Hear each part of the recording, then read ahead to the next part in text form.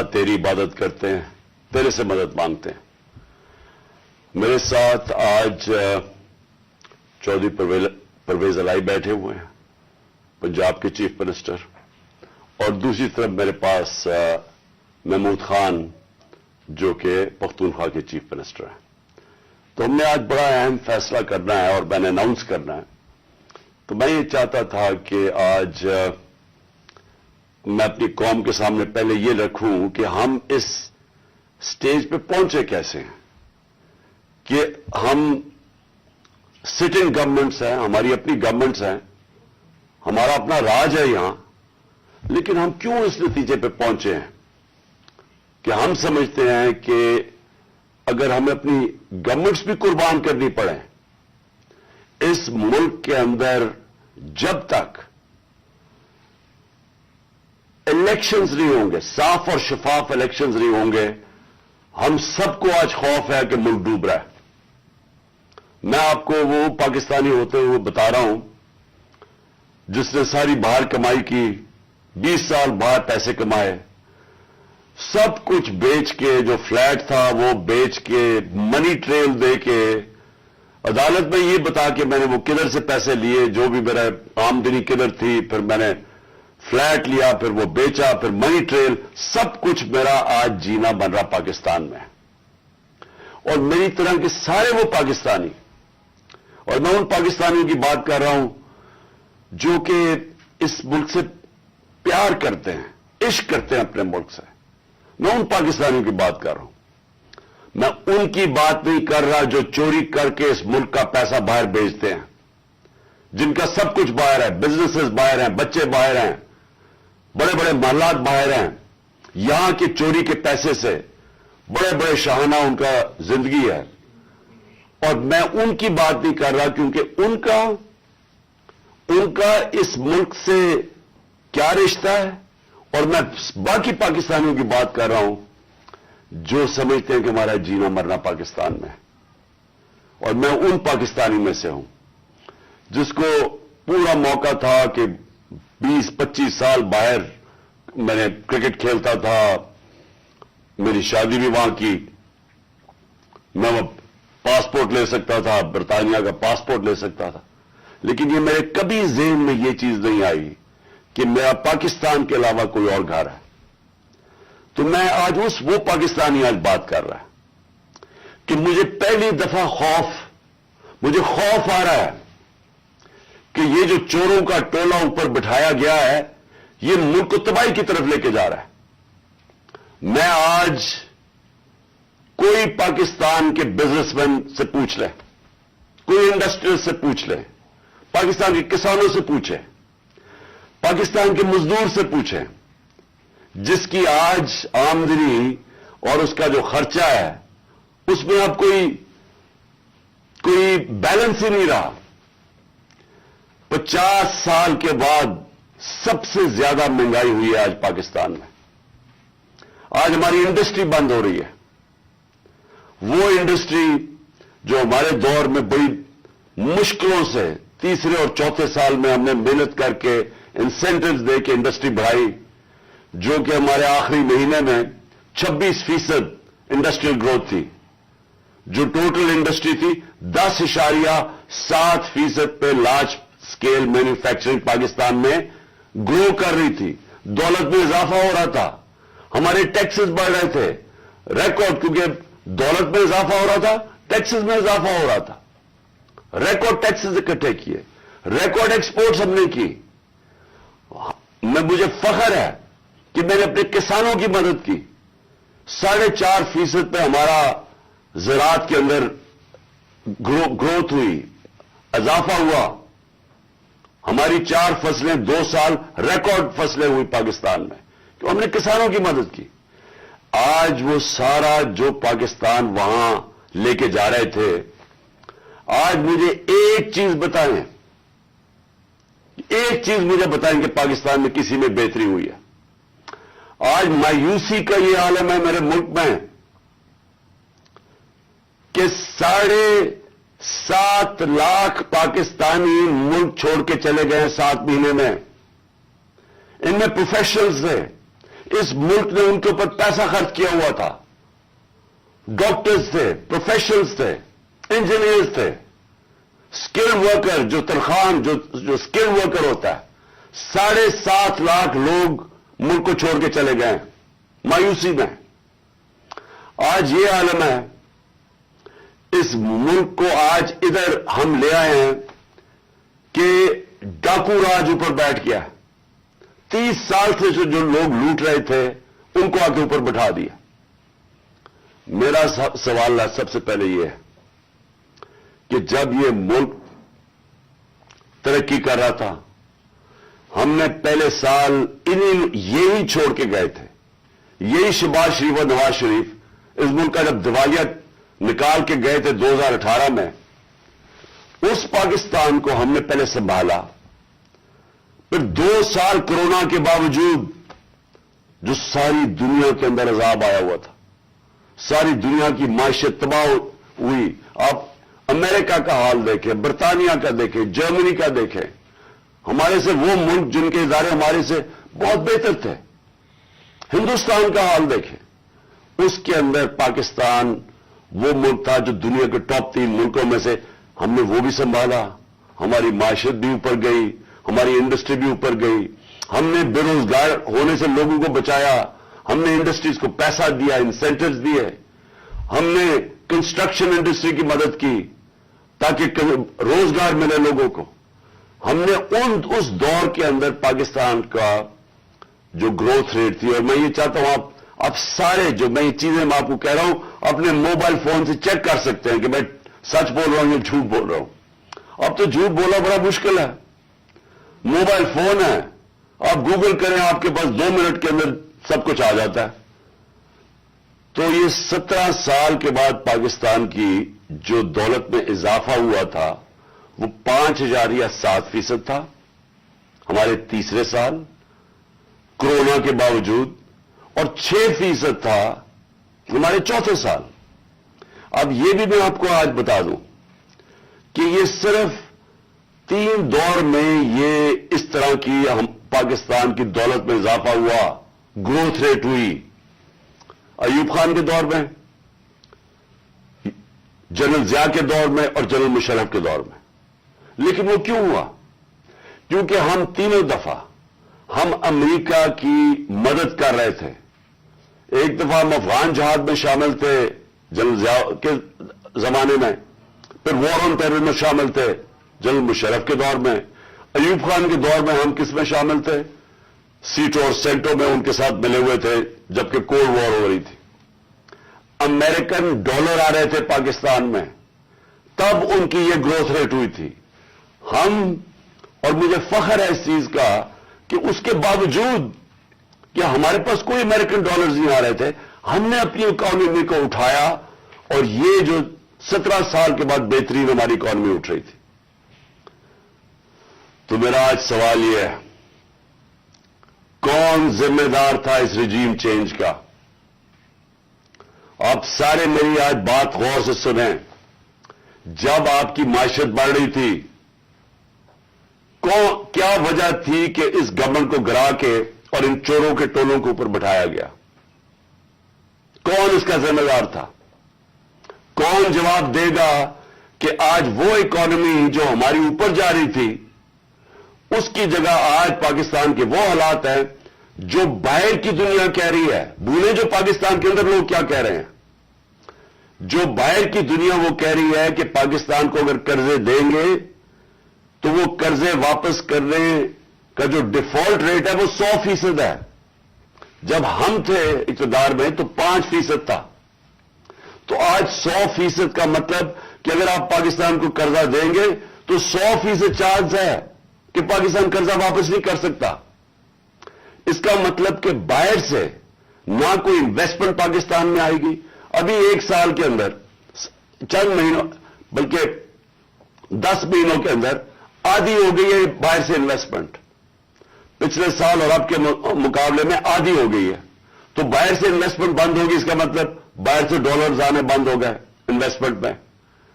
Remittances जो बैरून मुल्क पाकिस्तानियों की हमने मदद की थी, उन्होंने हमारे में एतमाद शो किया था, ہم نے ان کو انسینٹوز دیے تھے. پاکستان کی تاریخ کی سب سے زیادہ بیرون ملک پاکستانی یہاں ڈالرز بھیج رہے تھے.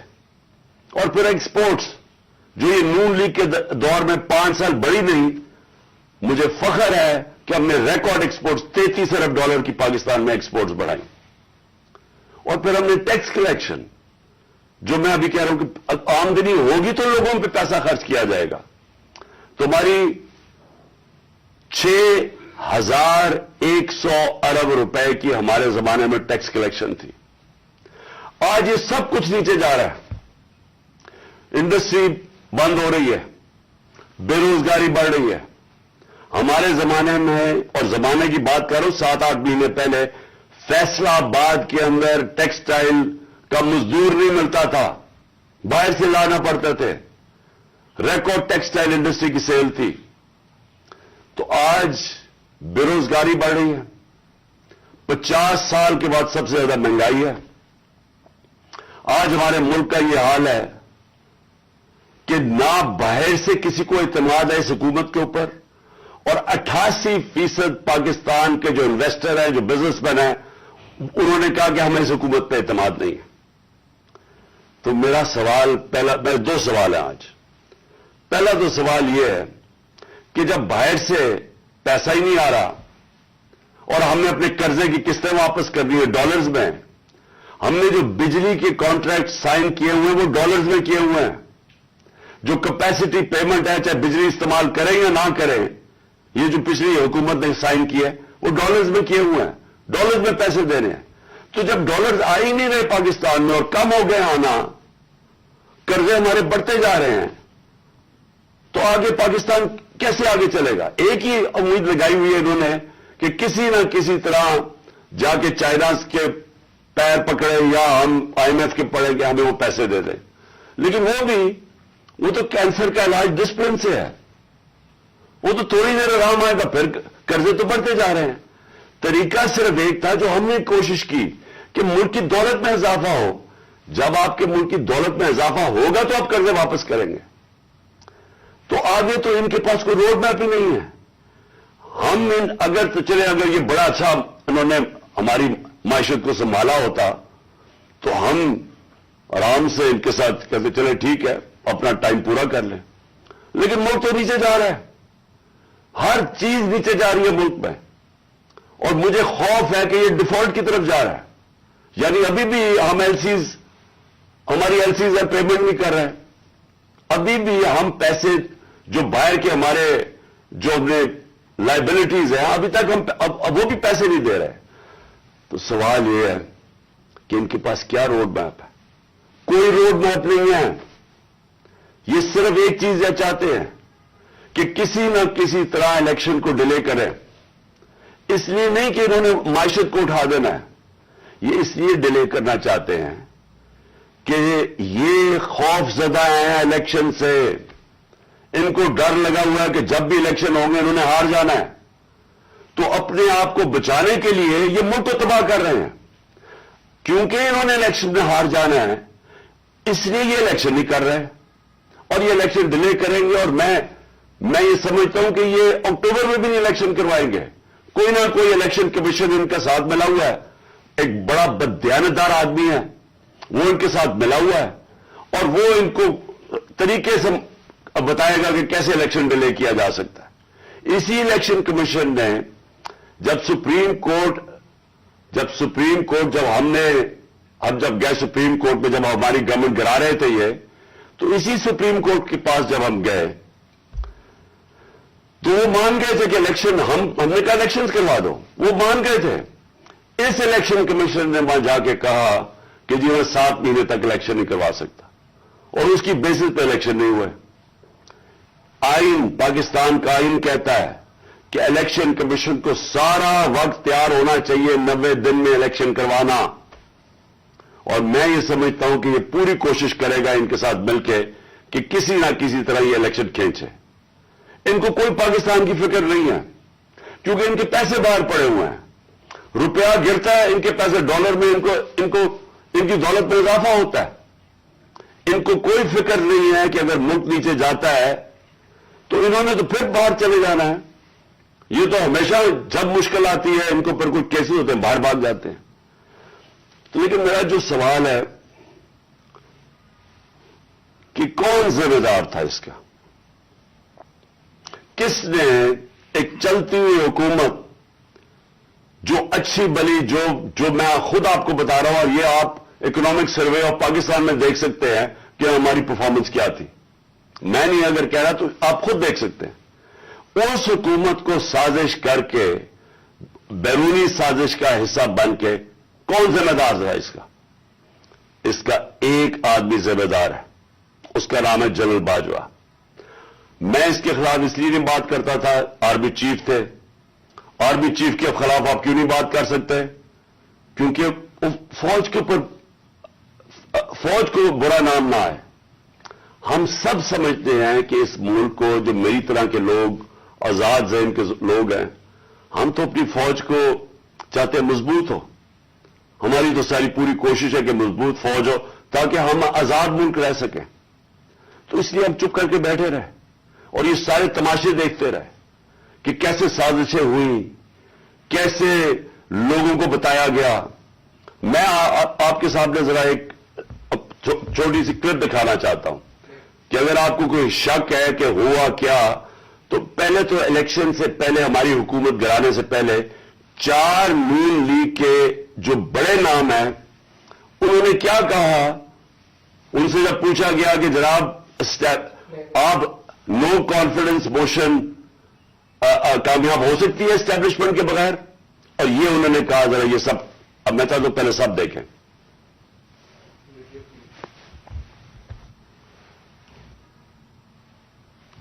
اور ہم چاہتے ہیں کہ اگلی حکومت کا فیصلہ پاکستان کی عوام سے.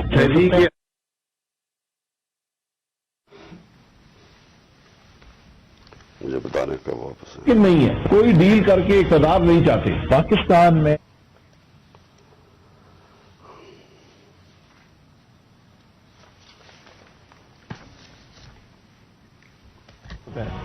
جب بھی عدم اعتماد کی ہوتے ہیں تو یقیناً ڈیل کے نتیجے. اسٹیبلشمنٹ کے بغیر عدم اعتماد کی تحریک کو کامیاب نہیں کیا جا سکتا، کیونکہ اسٹیبلشمنٹ بھی ایک تیسری قوت کے طور پہ یا چوتھی قوت کے طور پہ پارلیمنٹ میں یعنی بکن.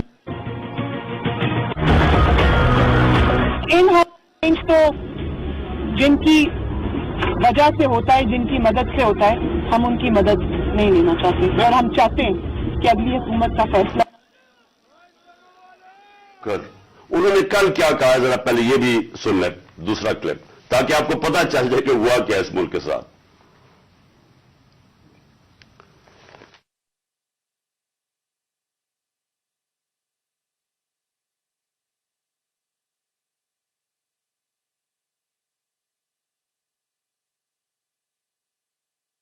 آپ کو بھی پتا ہے، مجھے بھی پتا ہے کہ باپ کی حمایت وہ کسی بھی اگر طرف ٹلٹ کرتے ہیں وہ اپنے سیاسی فیصلے کرنے میں آزاد. کیا ایم کیو ایم اس کی حمایت ہمیں مل سکتی تھی؟ میں سارا ہوا یہ پولیٹیکل پارٹی سے خود مینج کیا آپ کے خیال میں؟ بہت زیادہ خود مینج کیا، بہت زیادہ خود بھی مینج کیا، لیکن تھوڑا سا گڑ کے اندر میٹھے کے اندر تھوڑی سی اور شامل ہو گیا. پھر کیا؟ پھر اس کے بعد جو سیاسی مخالفین کے اوپر تشدد آج کل کے دور میں جو ہو رہا ہے اس میں ہم ماؤتھ پیس بنے ہوئے ہیں.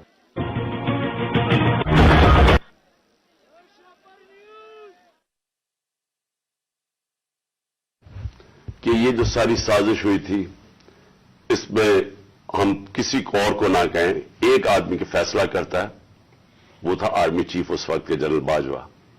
انہوں نے یہ فیصلہ کیا ہمیں ہٹانے کا. کیا وجہ تھی اس کے پیچھے؟ کیا یہ سمجھتے تھے کہ واقعی شہباز شریف اور یہ اسحاق ڈار کوئی بڑے جینیسز ہیں جو آ کے ملک کو ہمارے سے بہتر چلا لیں گے؟ کیا وجہ تھی کہ انہوں نے ایک سٹنگ گورنمنٹ کو گرا دیا؟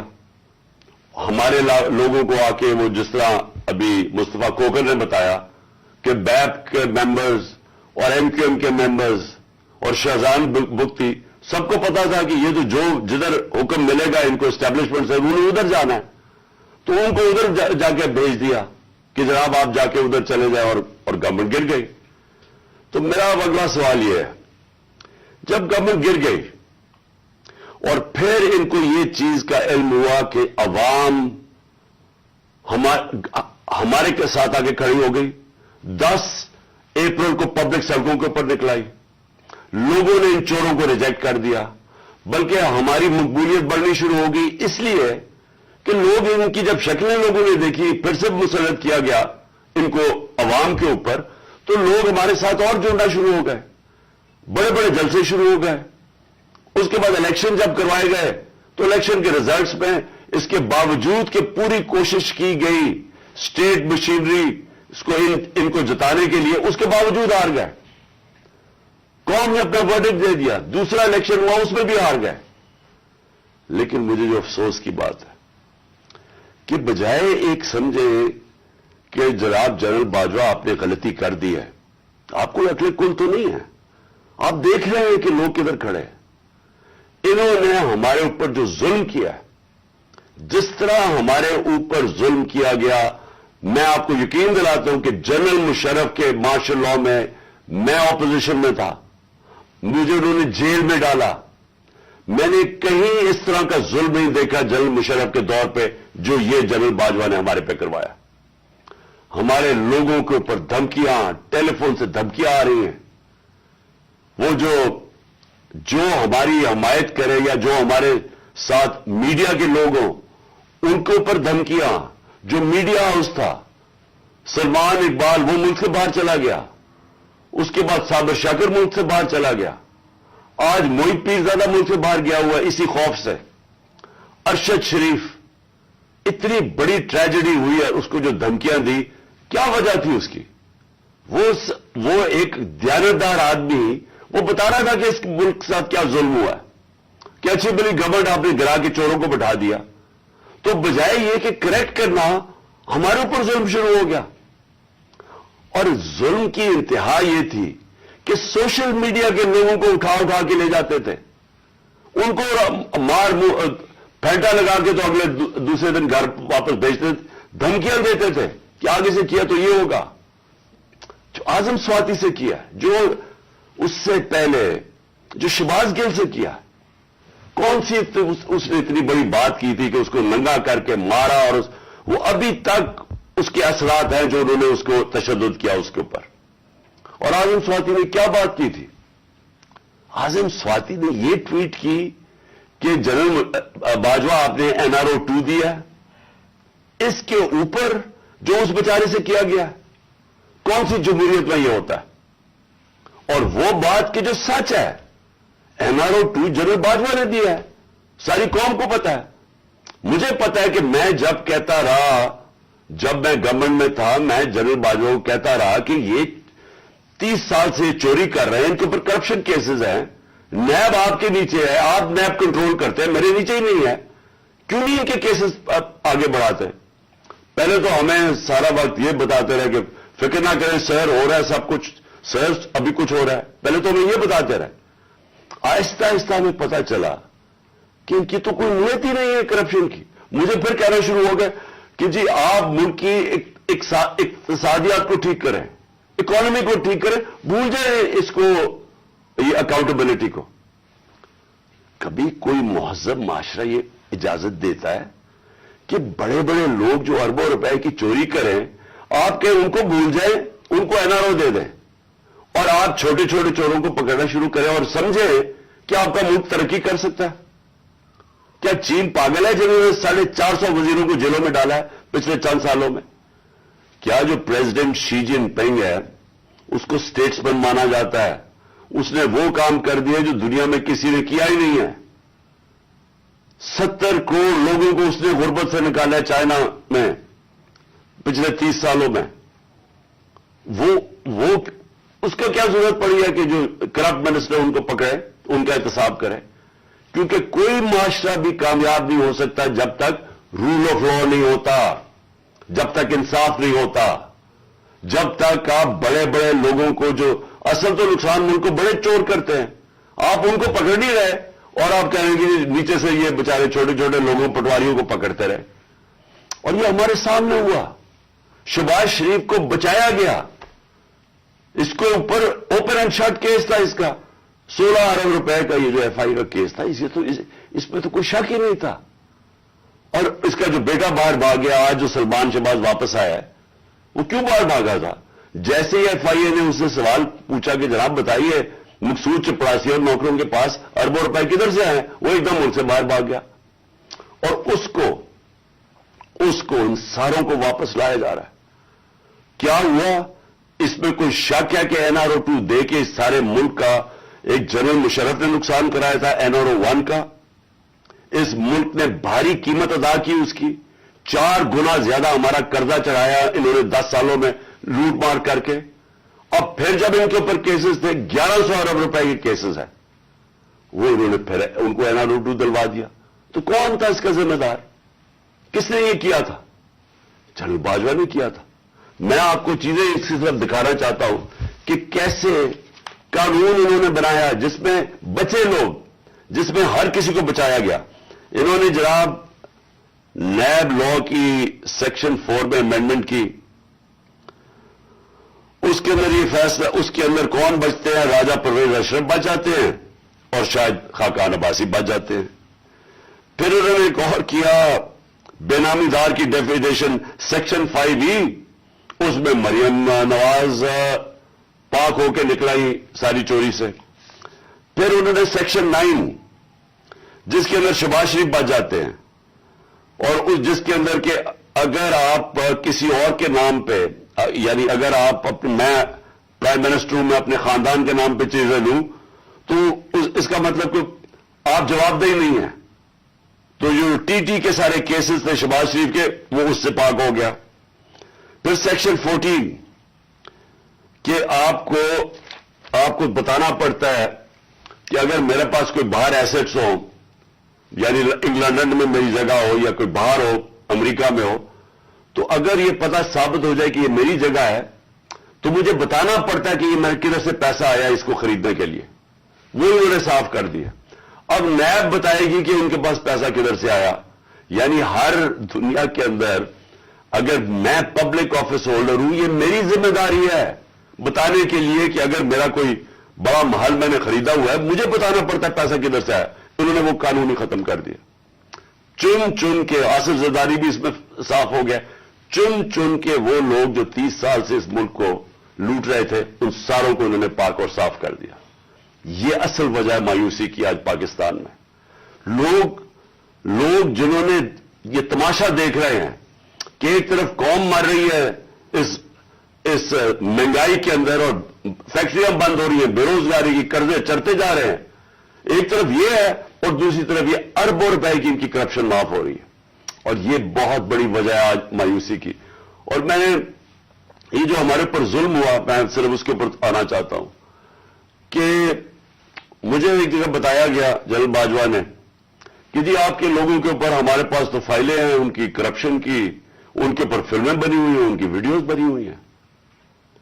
اب میں نے ان سے بھی کہا کہ کیا یہ ہماری ایجنسیز کا کام ہے کہ ہم ویڈیوز بنائیں اور گندی ویڈیوز بنائیں یا کسی کے اوپر کوئی اس کے اوپر فائلیں بنائیں؟ کیا یہ کام رہ گیا؟ کیا یہ قوم اپنا پیٹ کاٹ کے اپنی ایجنسیز کو پالتی ہے, اپنی سیکیورٹی کے لیے پالتی ہے؟ وہ تو ملک کی سیکیورٹی کے لیے پالتی ہے. کیا یہ ان کا کام ہے آ کے بتائیں کہ جناب اس کے اوپر یہ فائل ہے تو ہم نے اس کی فلانی فائل بنائی ہوئی ہے اور ہم نے اس کے کوئی ویڈیو بنائی ہوئی ہے؟ یہ کدھر ہوتا ہے؟ یہ اپنے لوگ. اچھا, اور میں کوئی ملک کا دشمن ہوں؟ 50 سال سے قوم مجھے جانتی ہے. سارے پاکستان کے ایوارڈز میں نے جیتے ہوئے ہیں, سول ایوارڈ سب جیتے ہوئے ہیں. میں سب سے بڑا پاکستان کا وہ, یعنی جو جسے کہے کہ جو خیراتی کام کرتا ہے, کسی نے پاکستان میں اتنے پیسے نہیں اکٹھے کیے جو میں نے کیے. میرے اوپر ہر قسم کا گن. یہ سوچیں کہ میرا پرائم منسٹر, جب میں پرائم منسٹر تھا, میرے گھر کا فون ٹیپ کیا ہوا تھا, اور وہ ٹیپ ہی نہیں کیا, اس کے بعد وہ لیکس کرتے ہیں. یہ پرائم منسٹر کے گھر, کوئی یہ نہیں پوچھ رہا کہ اتنا یہ آفیشل سیکرٹ ایکٹ کی وائلیشن ہے. پرائم منسٹر کے پرائیویٹ نمبر کو ٹیپ کریں اور اس کو جا کے آپ پبلک کر دیں. یہ کہاں ہوتا ہے؟ اگر میں اپنے پرنسپل سیکرٹری, میں اپنے پرنسپل سیکرٹری سے بات کر رہا ہوں, وہ انہوں نے ٹیپ چلا دی, وہ کون کر رہا تھا؟ تو میں پھر سے ہی پوچھتا ہوں, ہم کوئی ملک کے دشمن ہیں کیا؟ میں کوئی پیسے لوٹ کے میرے باہر پڑے ہوئے ہیں کیا؟ میں کوئی ملک سے غداری کر رہا ہوں لیکن جو ہمارے سے کیا گیا اور آزم سواتی سے جو کیا گیا، اس کی بیوی کو ویڈیو بھیج دی، یعنی اس لیول پہ نیچے گرنا تھا کہ اس کے گھر ویڈیو بھیج دی اس کی، اور یہ کہنا، یہ کہا کہ جناب، اور ڈرایا گیا کہ تمہاری فیملی سیف نہیں ہے. اور قصور اس کا یہ کہ وہ کہہ رہا ہے کہ NRO-2 جنرل باجوہ نے دیا ہے. ساری بچہ بچہ قوم جانتی ہے کہ NRO-2 جنرل باجوہ نے دیا ہے، NRO-1 مشرف نے دیا ہے، سب کو پتا ہے. اس کے اوپر اتنی سزا، ایک سینیٹر کو، اس کو اٹھا کے، ہارٹ کا پیشنٹ ہے آزم سواتی، اس کو کبھی وہاں بھیج رہے ہیں، کوئٹہ بھیج رہے ہیں، اس ٹھنڈ میں سندھ بھیج رہے ہیں پرائیویٹ جہاز میں. کون سا جرم کیا اس نے؟ اور کیوں؟ اگر آپ نے نہیں دیا NRO-2 تو جا کے پبلک کو بتائیں نہیں دیا آپ نے. سارے آپ کے لوگوں کو بتائیں آپ کے کس طرح آپ نے لوگوں کو بچایا. ہم بتائیں گے کیسے بچایا آپ نے. میں ایز پرائم منسٹر بتاؤں گا کہ کیسے کیسے آپ نے احتساب ہونے نہیں دیا. آپ نے وہ جب فیٹف کی لیجسلیشن تھی تو وہ خود کہہ رہے ہیں ہمیں وہ اپوزیشن والے کہ یہ تو جناب یہ بیٹھ کے انہوں نے آپ کی آشیرواد ملی تھی، اس کے بعد آپ نے وہ NRO کے یہ جو امینڈمنٹ تھی نیب کی جو اب ہو گئی ہیں، تو تب ہونے کے چکر میں تھے، تب ہم کھڑے تھے. اور میں تب سے کہتا گیا کہ یہ ملک ترقی نہیں کر سکتا جب تک اس ملک میں رول آف لا نہیں ہے. کوئی دنیا میں ملک آج تک ترقی نہیں کیا جس کے طاقتور ڈاکو ان کو آپ چھوٹ دے دیں اور صرف کمزور لوگوں کو پکڑے. کوئی ملک ترقی نہیں کر سکتا، یہ ملک آگے بھی نہیں بڑھ سکتا. میں آخر میں بات بھی کرتا ہوں کہ انشاءاللہ اللہ نے موقع دیا تو ہم اب کیا پلان بنائیں گے اس ملک کو اس دلدل سے نکالنے کا جو انہوں نے پھنسایا ہوا ہمیں. اب میں جو اگلی بات کرنا چاہتا ہوں وہ یہ کہ ہم نے آپس میں مشاورت کی.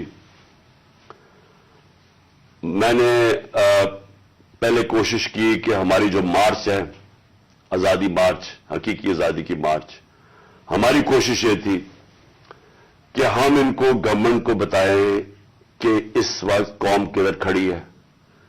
لاکھوں لوگ سڑکوں کے اوپر نکلے ہمارے ساتھ آزادی مارچ پہ، اور سب ایک ہی چیز چاہ رہے ہیں، الیکشن.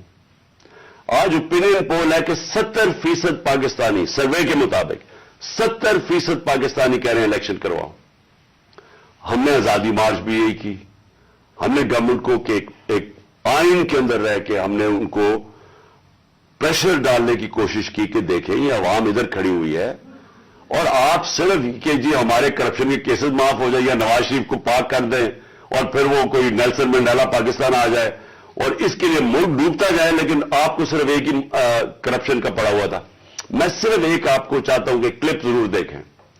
یہ جس دن 2 دن پہلے، یعنی میں آفس سے گیا 9 اپریل کو، یہ 8 اپریل کو، اس پچھلی اپریل کو میں نے یہ کلپ ریکارڈ عوام سے خطاب کیا تھا. میں صرف چاہتا ہوں یہ آپ دیکھ لیں کہ یہ نہیں کہ مجھے نہیں پتا تھا کہ کیا ہوگا یا یہ جو ہوا ہے یہ ہمیں پتا نہیں تھا، یہ ہونا تھا. اور اس کے اوپر میں نے 2 دن پہلے اقتدار چھوڑنے سے پہلے یہ ذرا کلپ ذرا دیکھ لیں. اسی طرح بس پاور مل جائے تاکہ پھر سے پہلے جو NRO-1 بنا تھا ان کو ساروں نے انہوں نے مل کے جو چوری کی جنرل مشرف نے NRO دے دیا. اب یہ NRO-2 ہوگا. ان کا مقصد صرف یہ ہے کہ وہاں اسمبلی پہ آئیں. سب سے پہلا یہ کام میں آج آپ کو کہہ رہا ہوں، انہوں نے نیب کو ختم کرنا ہے، انہوں نے اپنے کرپشن کیسز ختم کرنے. اس وقت حالات یہ ہیں کہ یہ جو سارے ضمانت کے اوپر ہے، ڈر کس چیز کا ہے؟ ان کے سارے کیسز آنے لگے سامنے، تو وہ جلدی جلدی ہٹانا چاہتے تھے کہ کسی طرح یہ اپنے کیسز سے نکل جائے. اب یہ سارا یہ جو مدعا اکٹھا ہو جائے گا اور صرف ایک مسئلہ کسی طرح بس پاور مل جائے تاکہ پھر سے پہلے جو NRO-1 بنا تھا ان کو ساروں نے انہوں نے مل کے جو چوری کی جنرل مشرف نے NRO دے دیا. اب یہ NRO-2 ہوگا. ان کا مقصد صرف یہ ہے کہ وہاں اسمبلی پہ آئیں. سب سے پہلا یہ کام میں آج آپ کو کہہ رہا ہوں، انہوں نے نیب کو ختم کرنا ہے، انہوں نے اپنے کرپشن کیسز ختم کرنے. اس وقت حالات یہ ہیں کہ یہ جو سارے ضمانت کے اوپر ہے، ڈر کس چیز کا ہے؟ ان کے سارے کیسز آنے لگے سامنے، تو وہ جلدی جلدی ہٹانا چاہتے تھے کہ کسی طرح یہ اپنے کیسز سے نکل جائے. اب یہ سارا یہ جو مدعا اکٹھا ہو جائے گا اور صرف ایک مسئلہ کسی طرح بس پاور مل جائے تاکہ پھر سے پہلے جو NRO-1 بنا تھا ان کو सारों ने इन्होंने मिलकर जो चोरी की जनरल मुशर्रफ ने एनआरओ दे दिया, अब ये एनआरओ 2 होगा। इनका मकसद सिर्फ ये है कि वहां असेंबली में आए। सबसे पहला ये काम मैं आज आपको कह रहा हूं, इन्होंने नैब को खत्म करना है, इन्होंने अपने करप्शन केसेस खत्म करने हैं। इस वक्त हालात ये हैं कि ये जो सारे जमानत के ऊपर है, डर किस चीज का है, इनके सारे केसेस आने लगे हैं सामने, तो वो जल्दी जल्दी हटाना चाहते थे कि किसी तरह ये अपने केसेस से निकल जाए। अब ये सारा ये जो मुद्दा इकट्ठा हो जाएगा और सिर्फ एक मसला, किसी तरह बस पावर मिल जाए, ताकि फिर से पहले जो एनआरओ 1 बना था इनको, सारों ने इन्होंने मिलकर जो चोरी की जनरल मुशर्रफ ने एनआरओ दे दिया, अब ये एनआरओ 2 होगा। इनका मकसद सिर्फ ये है कि वहां असेंबली में आए। सबसे पहला ये काम मैं आज आपको कह रहा हूं, इन्होंने नैब को खत्म करना है, इन्होंने अपने करप्शन केसेस खत्म करने हैं। इस वक्त हालात ये हैं कि ये सिर्फ आपको इसलिए दिखा रहा था कि हमें सब पता था ये क्या हो रहा है। मुझे ये साजिश का पूरी तरह पता था। मुझे मेरे हटने से 1 साल पहले का अंदाजा हो गया था कि ये शहबाज शरीफ को तैयार किया जा रहा है लाने के लिए। इसके बावजूद कि उसके पास 16 अरब रुपए उसके और उसके बच्चों के ऊपर एफआईए केस थे और 8 अरब रुपए के नैब के केस थे, तो मुझे ये सारा पता था ये हो रहा है। और मुझे अफसोस की बात यह है कि मैं जब भी पूछता था जनरल बाजवा से तो हमेशा कहते थे कि नहीं, हम तो किसी सूरत हम ऐसा नहीं कर सकते, हम तो कंटिन्यूटी चाहते हैं। तो उसका नतीजा क्या हुआ? वो आ गया, शहबाज शरीफ आ गया और आपके सामने जो मुल्क के अब हालात हैं, आप सब सारी कौम के सामने है। मेरा पॉइंट ये है आज कि मैं अभी आखिरी जो अभी अनाउंसमेंट जो करने लगा हूं, उससे पहले मैं सिर्फ ये पूछना चाहता हूं, कौन है जिम्मेदार इसका? क्या कोई इसका जवाब देगा कि अच्छी भली गवर्नमेंट चलते हुए उसको गिरा के इन चोरों को ऊपर ले आए?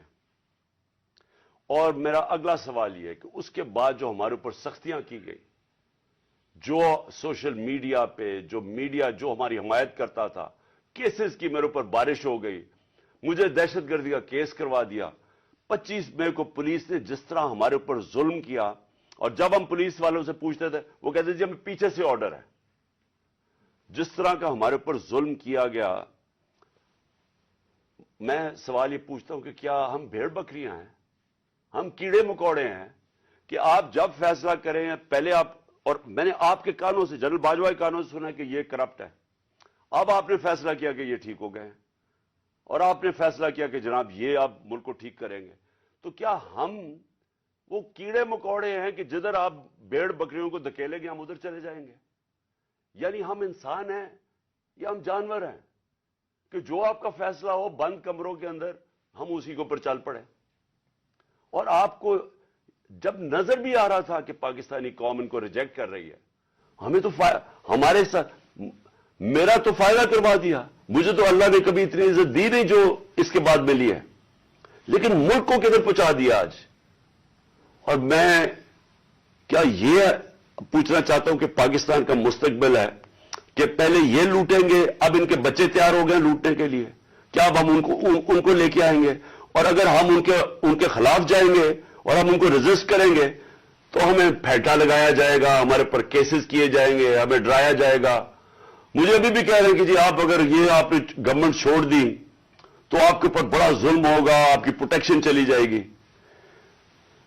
जब मैं जा रहा था, मैं आज अपनी कौम को बताना चाहता हूं कि जब मैं जा रहा था मार्च के ऊपर, सबको, मेरे इर्द गिर्द भी लोगों को पता है, मैंने सबको कहा था कि इसमें वारदात होगी, मेरे खिलाफ मेरी जान को खतरा है।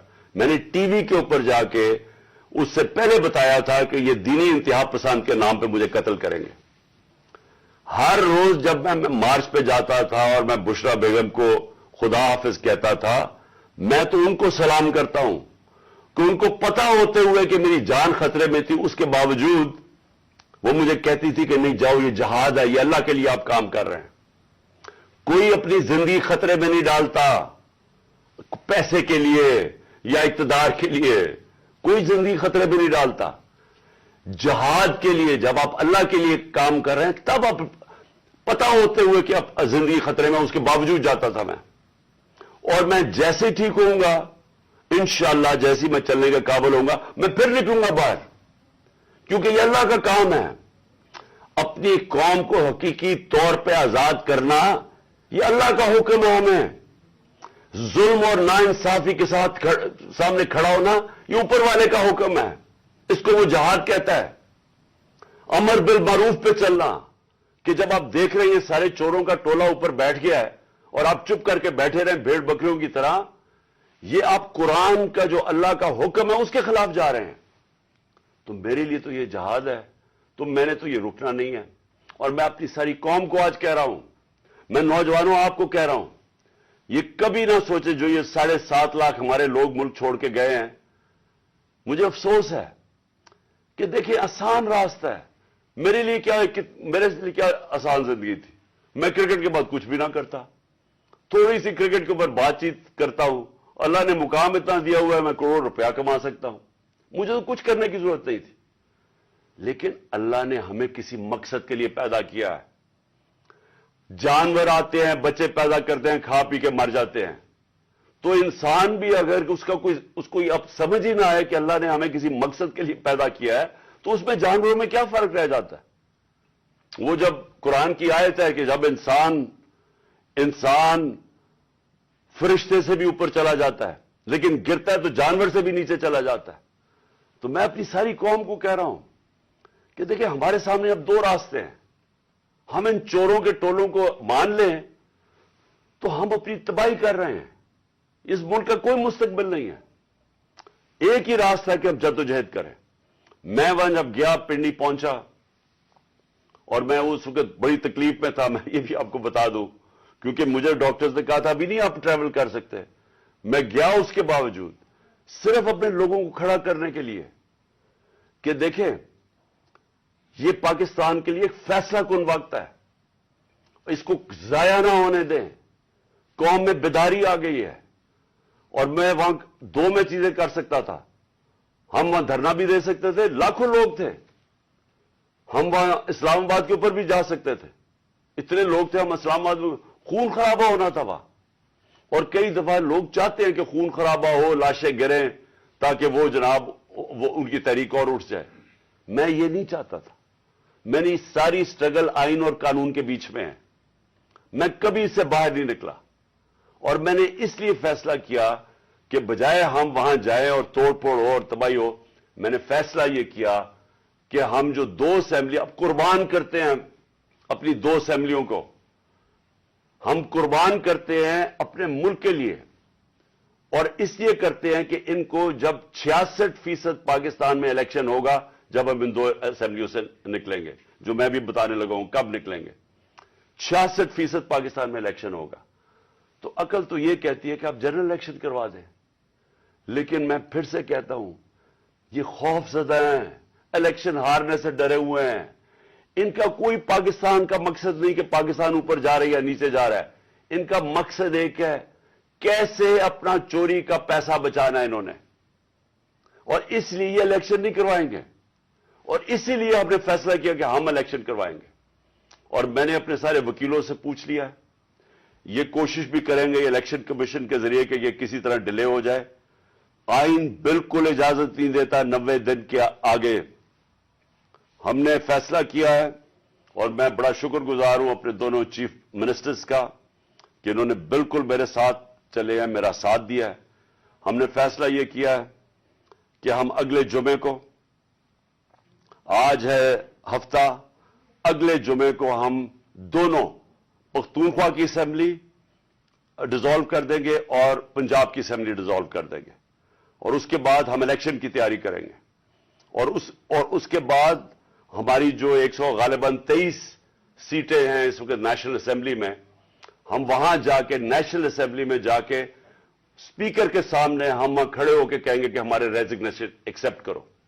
یہ ڈرامے نہ کرو کہ چن کے 8 جو انہوں نے پہلے ہمارے ساتھ کیا تھا, انہوں نے بجائے ہمارے باقی ریزگنیشن ایکسپٹ کرنے کے, انہوں نے 8 سیٹیں چنی. یہ جو بڑا کرپٹ یعنی مورلی کرپٹ الیکشن کمیشن ہے, اس نے نواز شریف کے ساتھ بیٹھ کے 8 سیٹیں چنی جو ہماری سب سے کمزور سیٹیں تھیں, جن میں بڑی کم مارجن سے ہم جیتے تھے.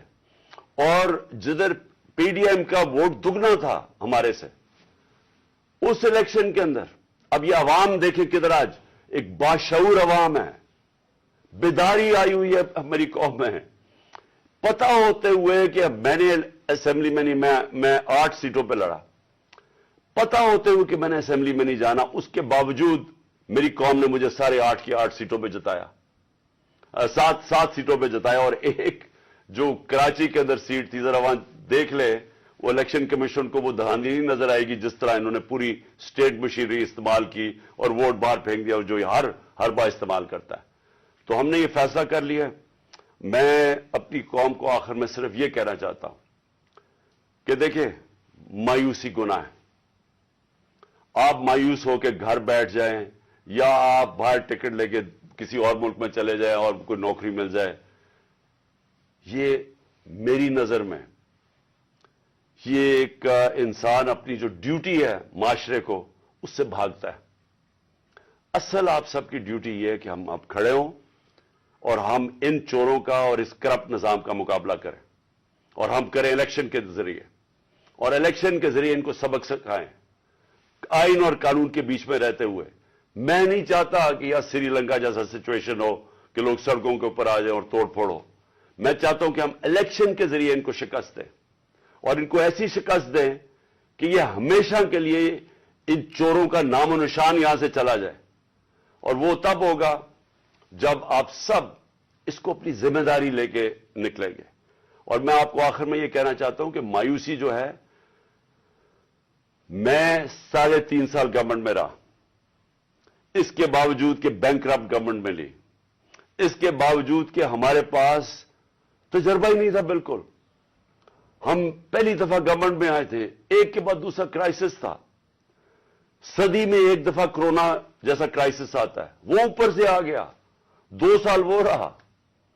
उसके बावजूद पाकिस्तान में किसी गवर्नमेंट ने, जिस तरह मैंने कहा कि जो मिलिट्री डिक्टेटर्स को तो अमेरिकन डॉलर्स मिले, हमें तो कोई डॉलर्स नहीं मिले। सबसे बेहतरीन हमारी इकोनॉमिक परफॉर्मेंस थी। इस सब के बावजूद अब हम समझ गए हैं, मुझे तीसरे और चौथे साल में पूरी समझ आ गई कि ये गवर्नमेंट चलती कैसे है। मैं आखिर में सिर्फ आपको यह कहना चाहता हूं, मायूस ना हो। मुल्क ये तब अब उठेगा जब बड़े और मुश्किल फैसले होंगे। ये मुश्किल फैसले इनके नहीं कि कीमतें बढ़ाते जाओ और कहो जी मुश्किल फैसला है। मुश्किल फैसले का मतलब मुल्क के इदारों को रीस्ट्रक्चर करें, इस मुल्क के अंदर इंसाफ कायम करें, रूल ऑफ लॉ कायम करें। अगर अल्लाह भारी अक्सरियत देता है तो तब आप ये सब कुछ कर सकते हैं। इस मुल्क में इस्लाहात कर सकते हैं, इदारे ठीक कर सकते हैं। जो गवर्नमेंट कैसे चलती है, इतनी बड़ी हमने गवर्नमेंट बना दी है और वो हमें आगे निकलने नहीं देती, हर जगह रुकावटें बन गई हुई है। और वो हमने काफी चेंज भी किया। एक्सपोर्ट्स बढ़ानी है, हमने रिकॉर्ड एक्सपोर्ट्स बढ़ाई। कैसे हमने एक्सपोर्ट्स बढ़ानी है, उसका हमने प्लान बनाया हुआ है। स्मॉल और मीडियम इंडस्ट्री को कैसे खड़ा करना है, जो असल रोजगार देती है और दौलत में इजाफा होता है। अपनी एग्रीकल्चर जो ज़राअत है, हमने चाइना से बात कर चुके थे कि नई टेक्नोलॉजी हम लेके आए। बदकिस्मती से कोरोना की वजह से 2 साल चाइना बंद हो गया। वो जो नई टेक्नोलॉजी से हमने सिर्फ अपनी, अगर हम वो छोड़े कि जो चाइना के अंदर वो पैदावार लेते हैं 1 एकड़ से, हम अगर अपनी दुगनी कर लें तो अब ये समझे कि पाकिस्तान के अंदर एक इनकलाब आ जाएगा। सो मैं आखिर में ये कहना चाहता हूं कि कोई मायूस होने की कोई जरूरत नहीं है। ये टूरिज्म में ही हम इतना पैसा बना सकते हैं, और वो भी बदकिस्मती से कोरोना की वजह से टूरिज्म सारी दुनिया में बंद होगी। हम इस मुल्क को उठा सकते हैं, लेकिन वो गवर्नमेंट उठाएगी जिसके पास एक मैंडेट हो, जिसके पास अवाम की ताकत हो। और इस अल्लाह के बाद इस मुल्क के जो वारिस है वो अवाम है, और कोई नहीं। अवाम इस मुल्क की वारिस है, और मैं उनमें आप में से हूं। हमने इस अवाम ने एक कौम बन के हमने इस मुश्किल वक्त से निकलना है। और लेकिन वो निकलेंगे तब जब इस मुल्क के अंदर साफ और शफाफ इलेक्शन हो, और उसके लिए हमारी अब जद्दोजहद जारी रहेगी। हमने एक कौम बन के हमने इस मुश्किल वक्त से निकलना है, और लेकिन वो निकलेंगे तब जब इस मुल्क के अंदर साफ और शफाफ इलेक्शन हो, और उसके लिए हमारी अब जद्दोजहद जारी रहेगी। हर मुख्तलिफ न्यूज़ अपडेट के लिए iNews 365 को सब्सक्राइब करें اور ہمارے ساتھ جڑے رہنے کے لیے نوٹیفیکیشن بیل کو کلک کرنا نہ بھولیں تاکہ ہر خبر رہے آپ کی نظر میں۔